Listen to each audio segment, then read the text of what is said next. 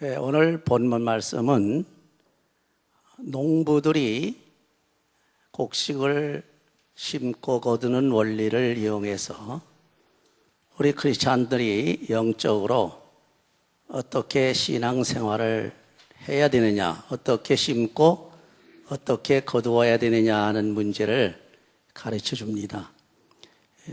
우리가 대개 곡식을 거두지 못하는 사람들을 그 원인이 몇 가지가 있습니다. 첫째는 심지 않기 때문에 거두지를 못하지요. 두 번째는 심어놓고 관리를 잘못해서 그래서 이제 곡식을 제대로 거두지를 못합니다. 물론 여기에는 천재지변도 올 수 있고 또 인간이 잘못해서 곡식을 제대로 거두지 못하는 그런 경우도 있지요. 근데 오늘 본문 말씀을 보니까 심고 거두는 문제에 대한 원리, 특별히 심은 대로 거둔다는 원리입니다. 이건 하나의 진리지요. 이건 자연의 진리죠. 그래서 곡식을 뿌려서 심으면 반드시 그것이 싹이 나가지고 열매를 맺어서 심은 사람에게 돌아오게 되는 것입니다. 이러한 심은 대로 거둔다고 하는 이 원리가 우리 신앙생활에 아주 잘 적용이 되는 그런 말씀이라고 하는 내용입니다. 자, 그러면은 우리가 무엇이 중요하냐, 심고 거두는 일에서 무엇이 중요하냐 하는 문제들을 우리가 생각을 해야 됩니다. 첫째로 중요한 것은 그 심는 목적, 또 심는 것, 이런 것들에 대한 거죠. 무엇을 위해서 심느냐 하는 것이 중요합니다. 우리가 예를 들어서 곡식을 심는다고 해도 우리가 그 용도에 따라 또 달라지죠. 어떤 사람은 가축을 위해서 심는 그런 것도 있고 어떤 사람은 사람을 위해서 심는 것도 있다, 그런 얘기입니다. 그러면 사람을 위해서 심는 것과 가축을 위해서 심는 것을 비교할 때 어느 것이 중요하냐는 얘기죠. 물론 우리가 다 알 수 있는 내용입니다. 다시 말하게 되면 가축을 위해서 심는 것도 좋지만은 그보다 더 중요한 것이 우리 인간, 사람을 위해서 심는 것이 중요하다, 그런 얘기죠. 근데 오늘 본문 말씀 보게 되면 우리 영적인 신앙생활에 직접 적용을 하고 있습니다. 우리가 심는 데는 두 가지가 있다고 그랬죠. 첫째는 육체를 위하여 심는 것이 있고 둘째는 성령을 위해서 심는 것이 있다. 육체를 위해서 심는 것은 무엇을 의미하느냐면 지난번에 우리가 많이 예를 들었습니다. 육신의 정욕을 위해서 심는 것들입니다. 물론 여기에 정도의 차이는 있겠지만 이것은 일시적이고 또 이것은 우리 인간에게 궁극적으로 아주 좋은 그런 것은 아니라는 겁니다. 그래서 육체를 위해서 심는다고 하는 것은 세상 육신을 위해서 사는 것을 말하는 것이고 성령을 위해서 심는다는 것은 바로 무엇이죠? 우리 영을 위해서, 우리의 영혼을 위해서 심는 것을 의미하는 겁니다. 물론 구체적으로 여러 가지를 들 수 있겠습니다만 잘 아실 거라고 믿습니다.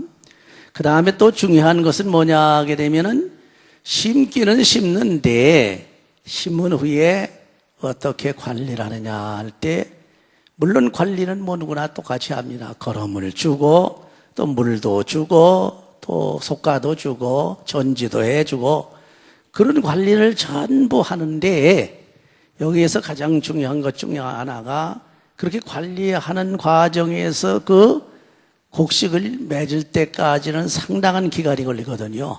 보통 우리가 쌀을 하나 얻자고 해도 심어가지고 아마 그 표를 생산하는 데까지 한 4개월 걸린다고 그래요. 한 4개월.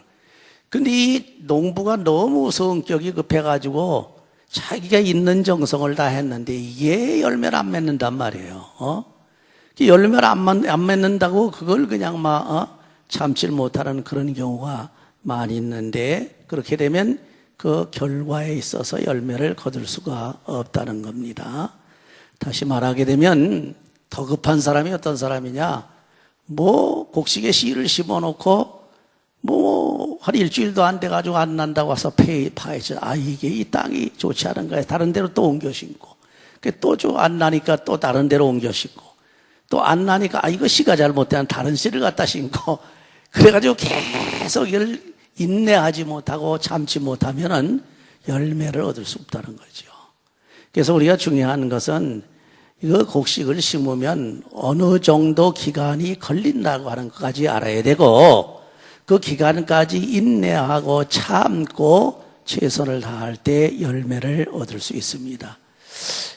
여러분이 성경에 보시게 되면 베드로서에도 그런 얘기가 있죠. 기롱하는 사람들이 나와서 자꾸 기롱하기를 너희들 말세다 하면서 종말이 오고 예수님 오신다고 그러고 세상이 멸망된다고 하는, 그런 때가 벌써 언제부터 그러느냐. 지금 창세 이후로 그대로 땅이 있지 않느냐. 맨날 말세라고 그러고 심판이 온다고 그러고 난리들을 치는데 어디 그런 심판하는 일이 있으면 어디 주님 오시느냐. 그래가지고 기롱을 하면서 자꾸 못 믿게 하는 사람들이 있다고 그랬습니다. 이것은 그 기간을 몰라 그거거든요. 그렇죠? 예수님께서 언제 오시느냐 할 때 그 기간을 우리가 날짜나 연도별로는 몰라도 지나가는 모든 과정을 보면 알 수가 있습니다. 여러분 곡식을 하나 심어놓고 첫 번에 딱 이제 싹이 나잖아요. 그래가지고 그 다음에 이제 줄기가 나오고 이파리가 나오면서 그 다음에 속에서 이제 뭡니까 열매 같은 것이 이렇게 솟아온단 말이에요. 꽃도 피고. 그러게 되면 이거 얼마 남았다 하는 걸 되게 압니다. 물론 싹이 나게 되면 이거 한 40일 가까이 기다려야 되겠구나. 그 다음에 이제 이파리가 나오고, 그 다음에 속에서 또 이제 꽃이 피어나오고, 그러면, 이거는 한 2-5달만 기다리면 되겠구나. 이거 되게 짐작하거든요. 그리고 그 다음에 이제 올라와가지고 이제 곡식 열매, 벼 같으면 벼가 열매 맺었단 말이에요. 열매 맺었는데 팔아가지고 이게 첫 번에 그 열매가 물만 들어있습니다. 그렇죠? 뽀얀 흰 물만 들어있어요.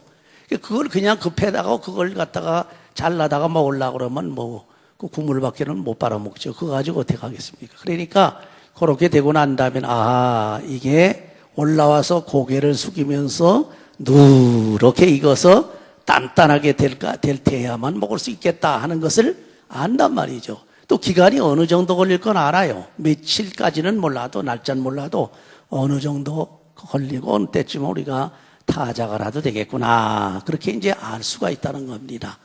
그런 것을 모르고 그냥 무지해가지고 이게 심어놓고 빨리 열매가 안 맺는다고 그냥 생활하고 그러게 되면은 그 사람은 절대로 열매를 거둘 수가 없다. 심은 후에 그래서 인내가 있어야 돼. 우리 믿는 사람들도 하나님께서 말씀하신 그 기간을 잘 참아내야 됩니다. 그래서 이 참고 사람은 견디지를 못해요. 저나 여러분이나 누구를 막론하고서 주님 오실 때까지 자기 신앙 다 지키고 견디기 어렵습니다. 그래서 하나님께서는 우리의 성령을 보내주셔가지고 보혜사를 보내주셔가지고 안에서 우리 마음을 컨트롤하시고 옆에서 우리를 또 붙들어 주시고 앞에서 인도하시고 구름기둥과 불기둥으로 왔다 갔다 하면서 이스라엘 백성들을 인도했던 것 모양으로 성령께서 오시면 그렇게 인도하신단 말이에요. 그렇게 인도를 하면서 우리가 끝끝내 목적지까지 가서 열매를 얻을 수 있는 그러한 은혜를 주셨는데 그것을 가르쳐서 신학적으로는 성도들의 견인이라고 합니다. 인내할 수 있는 또는 참을 수 있고 견딜 수 있는 능력을 주신다는 얘기. 그렇죠? 그러니까 우리가 하나님 앞에 너무 감사한 거지요. 자, 그런데 만약에 심고 남아서 얼른 거두는 게 없다 그러면 자꾸 사람의 마음속으로 낙심이 옵니다. 낙심이 되져요. 특별히 우리가 영적으로 말할 때 누구에게 좋은 일을 했다. 또 무슨 내가 사업을 하려고 뭘 씨를 심었다. 이게 안 난단 말이에요. 결과가 별로 좋지 않은 것 같아. 또 전도를 했는데 그 사람이 올 것 같은데 안 온단 말이에요. 왔다가 또 간단 말이에요. 그럼 자꾸 마음이 약해집니다. 낙심해요. 그래가지고 사람이 마음으로 낙심을 하게 되는데 이제는 못하겠구나 안 되겠구나 그러지 말라는 겁니다. 왜? 낙심을 마음부터 약하게 되면 이제 어떻게 됩니까? 그 다음에 지쳐요. 사람이 지쳐가지고서 그 다음에 막 피곤해서 나중엔 자기 몸 하나 가누질 못합니다. 우리가 신앙생활 할 때에 사람마다 시험이 드는 이유가 있습니다. 자기 스스로 시험이 드는 경우도 있지만은 인간관계나 자기가 원하는 것이 이루어지지 않을 때 자꾸 속에서 불만이 나오고 불평이 나오면서 의심이 들어오기 시작하게 되면은 그럼 신앙 유지하기가 아주 힘들어요. 그래서 아주 그냥 피곤해지고 그 다음에 이거 계속해서 지쳐가지고서 이게 자기 몸 하나 가누질 못한단 말이에요. 그렇게 된다는 거죠. 왜? 그러다 뭐 아이고 이거 하나님이 뭐 나를 버리셨나?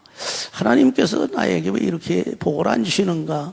분명히 성경에 보게 되면 하나님께서 하나님을 믿고 의지하며 기도하는 자의 기도를 들어주신다고 했는데 어찌해서 내가 그렇게 기도를 열심히 하고 열심히 일을 하고 전도를 하고 이렇게 좋은 씨를 자꾸 심고 선을 행하는데도 불구하고 나는 요 모양이 되느냐는 얘기예요.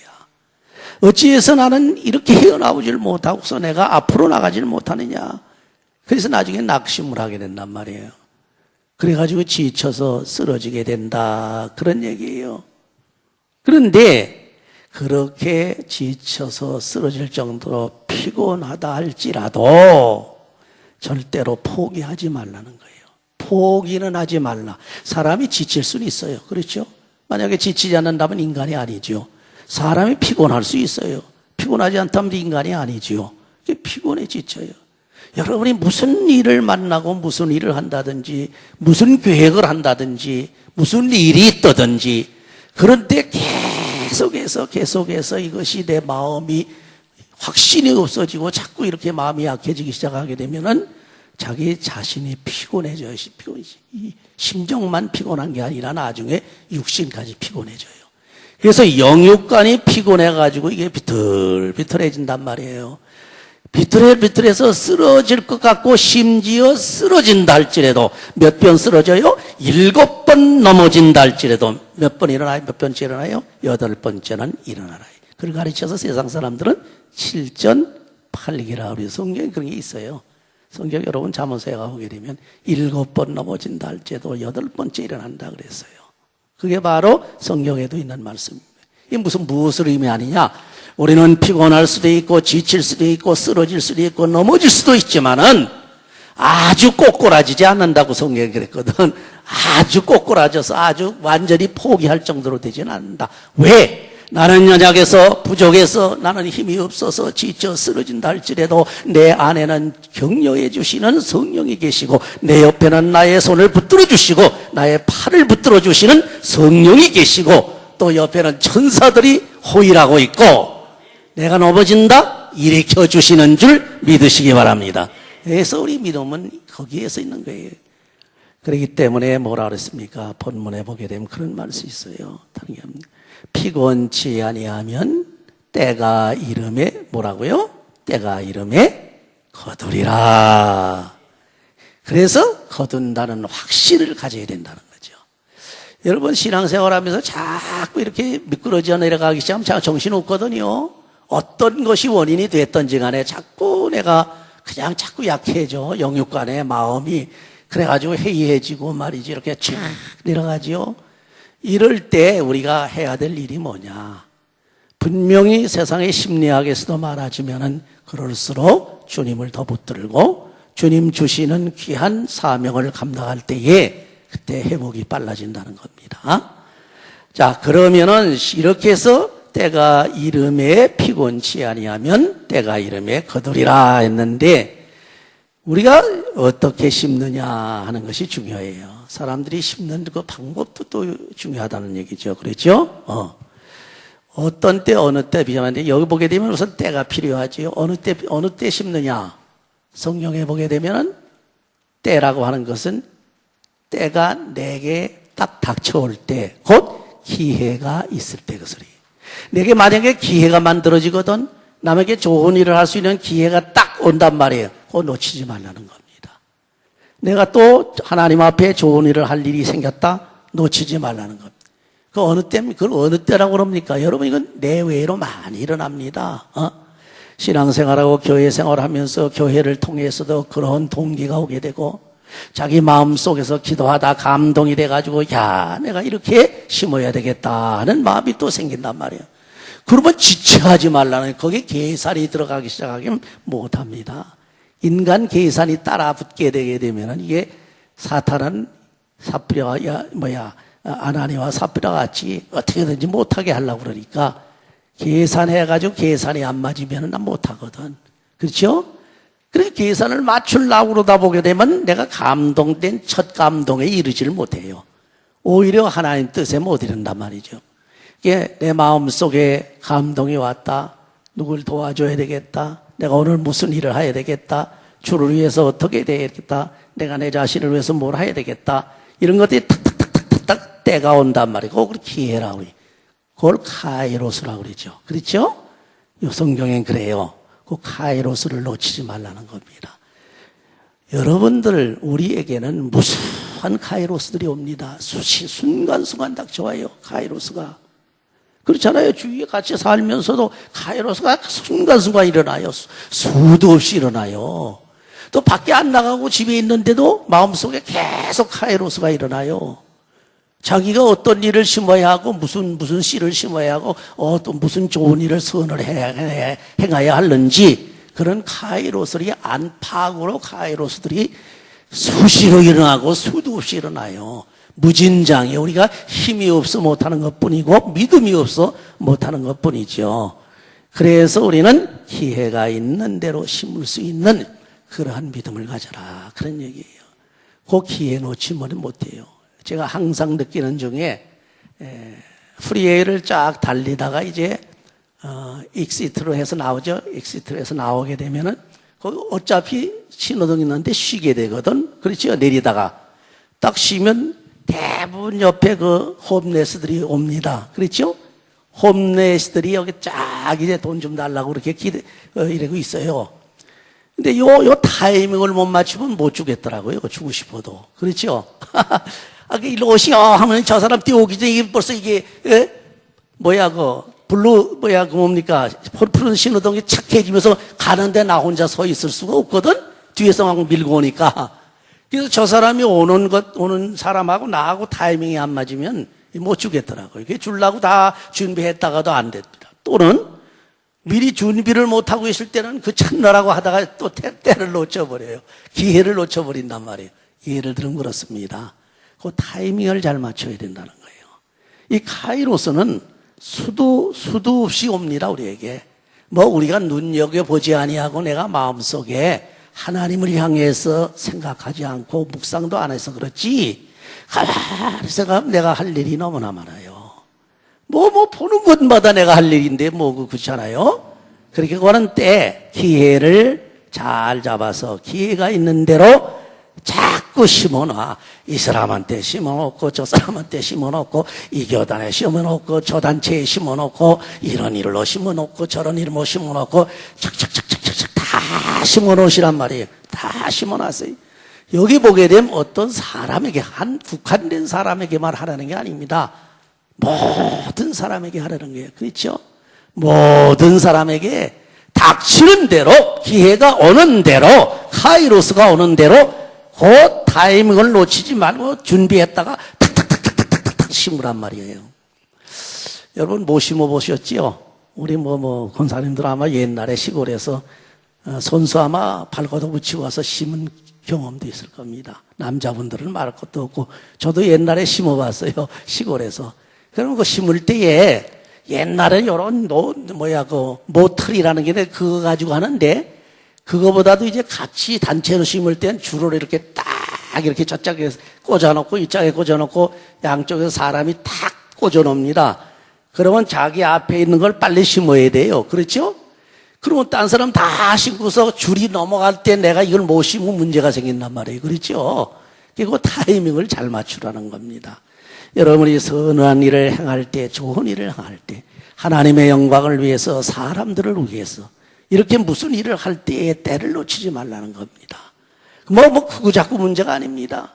그 때를 놓치는 게 문제라는 거예요.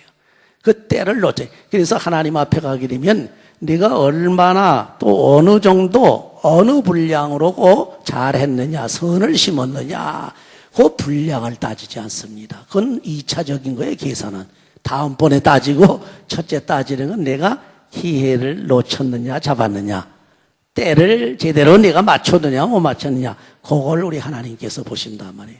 그리고 난 다음에 이제 얼마를 어떻게 내가 심었느냐 하는 것을 보게 된단 말이죠. 그래서 기회를 꼭 있는 대로 하되 모든 사람에게 이렇게 선을 해야 된다. 근데 여기 또 하나 또 특례가 하나 있습니다. 모든 사람들에게 하지만은 우리가 더욱 잘해야 할 곳이 어디냐면 믿음의 가정이라 그랬어요.